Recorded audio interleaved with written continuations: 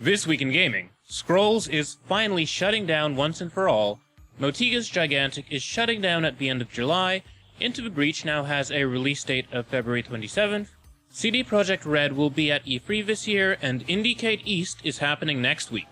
This is 1RBC Gaming Weekly.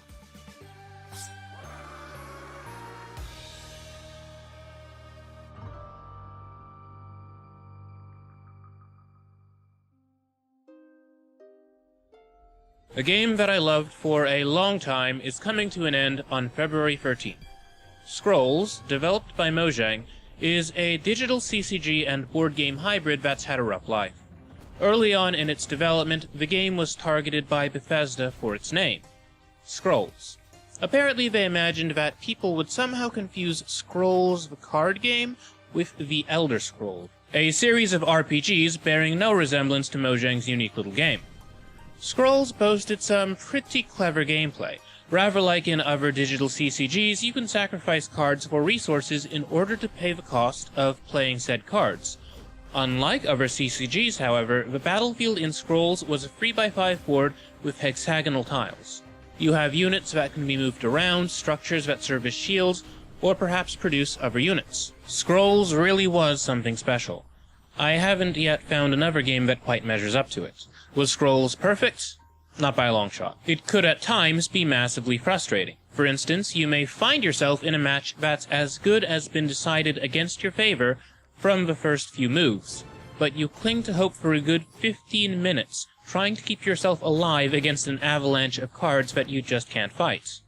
The game could snowball wildly out of control, which was frustrating to new players. In spite of the issues, however, Scrolls really was a brilliant game. It feels sort of tragic that it was abandoned so early in life, but I am happy that it was never pay to win. You could drop real-world money on cosmetics if you were so inclined, but victory was not for sale. February 13th is the day that Mojang turns off the servers, but it's not necessarily the end of the game. In an official blog post, Mojang announced plans to release the game's server software to the player base. Scrolls is a game that survived well past its expiration date. Back in July 2016, support for the game was officially ended. Basically, the servers were supposed to be turned off on July 2nd, but they've kept running against the odds. Perhaps somebody at Mojang loved the game to keep it running all this time. It wouldn't surprise me if the game was alive somewhere in a Microsoft basement, seeing as Microsoft now owns Mojang. Have you played Scrolls? Do you miss it? Please, hit us up on Twitter at OneRuleBeCool. We'd love to hear your thoughts. Over on YouTube, we've been hearing from some folks who are disappointed about the shutdown of Gigantic. While the game is still available to play, it's going to be going down in July. A few months ago, the game's developer, Motiga, received the bad news that their studio was shutting down. Gigantic is a MOBA that has proved to be unique among MOBAs. While it was critically lauded for its creative gameplay, sadly it failed to garner a large enough audience to keep it running. Personally, I'm disappointed I never got to play it. We thank you all for your thoughts regarding Gigantic, and if you have anything further to say, please, hit us up on Twitter at OneRuleBeCool. In-game releases this week, Civilization VI, Rise and Fall came out at long last. This DLC for Sid Meier's Civilization VI brings 9 new world leaders to the game, ranging from Chandragupta of India to Wilhelmina of the Netherlands. This expansion brings better-defined eras, during which you make dedications to certain strategic directions that contribute to your civilization's victory. Some pretty big changes have been made to the game's diplomacy system, and from what I've heard, it adds some much-needed depth to Civilization VI. The critical and player response has overall been quite positive, as it seems to bring the game in a fresh direction. I'm looking forward to trying it out myself. Out now on Steam in Early Access, Descenders is a downhill biking game that's currently being developed by No More Robots. As you race down a procedurally generated track, you need to perform awesome tricks in order to score points. As you progress through the game, you'll eventually join a team with its own style, such as the Kinetic Racing Team or the Arboreal Off-Roaders. During each run through a track, you're either gaining reputation points by pulling off sweet tricks, or losing them by wiping out, not just for your personal rank, but for your team. Each wipeout costs you a percentage of your reputation, so while your losses early on in the game aren't a big deal, When you have 1,000 points at stake, it suddenly counts for a lot. When you start the game, you have 5 lives. When you wipe out, you lose 1. Make it all the way to the end of a track, however, and you get to advance to the next level. Survive a few more levels, and boom, you're in the game's next world. I'm really bad at the game. I'm still stuck in the Scottish Highlands. The procedurally generated element of Descenders is interesting because it means that I have to get really good in order to make progress. I can't just memorize the layout of a level. These are early days for the game, but the team that earns the most rep points will receive exclusive cosmetic items, which is a pretty cool way to add a community element to an otherwise single-player game. I'm looking forward to seeing where Descenders goes with this model. The developers are saying that they've adopted a community-centric development model. That is to say, their final vision of the game is going to be shaped by the players. Will this turn out for the best? I certainly hope so.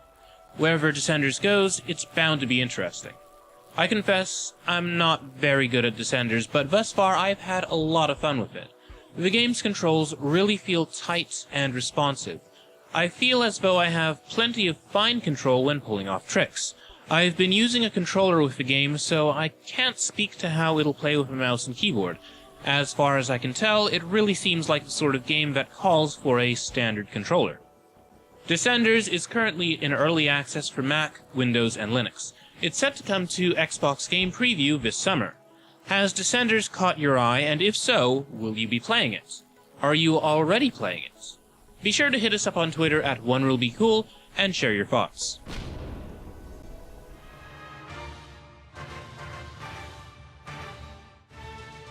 Shadow of the Colossus was re-released on the PlayStation 4 this week.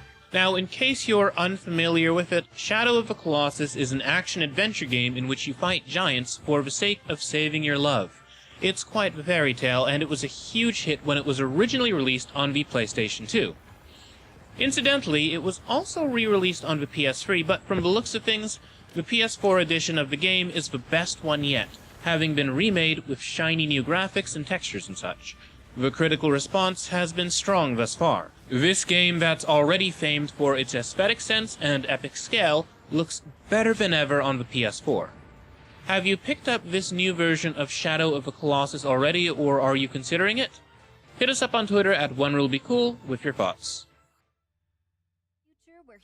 Aegis Defenders was released on Mac, Windows, PS4, and the Nintendo Switch. The game's premise is pretty interesting. It's both a Metroidvania platformer and a tower defense game. As you explore the world of Elam, you also have to build up defenses in order to protect regions from marauding monsters. If you're looking for a unique platformer, Aegis Defenders may be worth checking out. It features local drop-in co-op, so if you want to go through the game with a friend, or perhaps just get some assistance beating a tough level, you'll get it with Aegis Defenders. This is a game that caught my attention 3 years ago when it was on Kickstarter. It seemed to have some rather Ghibli-inspired character design, and I'm glad to see that it's finally out. Thus far, the reviews from players and the press are pretty positive, praising the game's art direction, tight platforming, and humor. Explore. Build. Defend. Aegis Defenders. A game on Kickstarter that caught our attention this week is Dino Run 2. Sequel to the well-loved Endless Runner Dino Run, which came out a decade ago as a Flash game, Dino Run 2 features enhanced art, actual physics, customizable dinosaurs, a multiplayer mode, and much more. The game's premise is that you're running from extinction. In this case, it's avalanches, lava, a good old-fashioned deluge, your dinosaurs always in danger.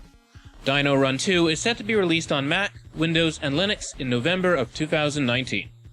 Finally, we leave you with a trailer for Rise of Industry, which hit early access on Steam this week, and it looks pretty promising. You may have noticed that this episode of 1RBC Gaming Weekly has been a bit shorter than previous episodes. As we said last time, we are experimenting with new formats. Bear in mind, this game news show does run across various platforms: Roku, the internet, television, and very soon, public spaces. The feedback that you leave us is tremendously helpful. We always welcome it where? on Twitter at OneRuleBeCool. Be sure to follow us there for all the greatest game news, reviews, interviews, and more. Follow me at Jordan_Cameron for my own views. Poorly planned infrastructure will grind your business to a halt. And badly placed polluting industry will be sure to harm your reputation and quickly turn your business allies into foes. But the savvy business person will have all this under control with well-executed trade routes by road, water, air, and rail. And a well-targeted PR campaign will soon have those green towns and villages back on side and accepting your goods. All that's left to worry about is what you're going to produce next. For you are an industrialist, and success is in your blood. And who knows what the next new day will bring in rise of industry.